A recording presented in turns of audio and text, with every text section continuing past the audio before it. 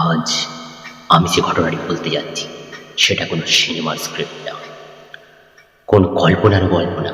এটা এমন এক অভিজ্ঞতা যেটা আজও ওই মানুষগুলো ভুলতে পারেনি। ঘটনাটা ঘটেছিল একটি ছোট পাহাড় ঘেরা গ্রামের কাছে, যেখানে বহু বছর ধরে একটি পুরনো স্কুল বন্ধ পড়েছিল। লোকেরা বলতো স্কুলটা বন্ধ হয়েছিল হঠাৎ এক রাত্রে। সে রাত্রে একজন চৌকিদার এবং 3জন ছাত্র নিখোঁজ হয়ে যায়।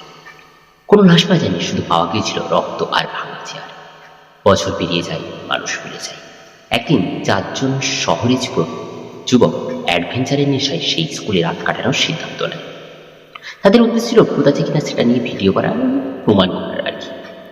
রাত 12টা নাগাদ তারা স্কুলে ঢোকে। প্রথমে সবকিছু স্বাভাবিক ছিল, ধুলো মাখা ক্লাসরুম, ভাঙা ব্ল্যাকবোর্ড, ঝুলন্ত জানালা, আর হাসাহাসি করছিল। কিন্তু রাত 1টার পর থেকে অদ্ভুত শব্দ শুরু হয়, যেন কেউ ধীরে ধীরে হেঁটে আসছে, অথচ করিডোর ফাঁকা। হঠাৎ তাদের ক্যামেরায় ধরা পড়ে এক শিশু, স্কুল ইউনিফর্ম পরা, মুখ নিচু করে দাঁড়িয়ে আছে। তারা ভেবেছিল হয়তো কোনো প্র্যাঙ্ক, কিন্তু সে যখন মাথা তোলে তার চোখ একদম ফাঁকা, কালো গহরের মতো। এরপর যা শুরু হয় সেটা আর ভিডিওতে সম্পূর্ণ ধরা পড়ে, শুধু ভাঙা ফুটেজ, চিৎকার, দৌড়ানোর শব্দ। পরদিন সকালে গ্রামের লোকজন স্কুলের দরজার সামনে শুধু 2জনকে অচেতন অবস্থায় পায়। বাকি 2জন আজও নিখোঁজ। যারা বেঁচে ফিরেছিল তারা খুব অল্পই কথা বলেছিল, শুধু বলেছিল ওরা ক্লাসে বসেছিল বেঞ্চে, সারি সারি ছাত্র, কিন্তু কেউই জীবিত ছিল না।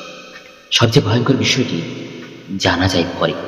স্কুলের পুরনো নথি হাঁটতে গিয়ে দেখা যায় যে 3জন ছাত্র এবং চৌকিদার বহু বছর আগেই নিখোঁজ হয়ে গিয়েছিল। তাদের ছবির সঙ্গে সেই ক্যামেরায় ফুটেজে ধরা পড়ে অবয়ব ঠিক হুবহু মিলে যায়।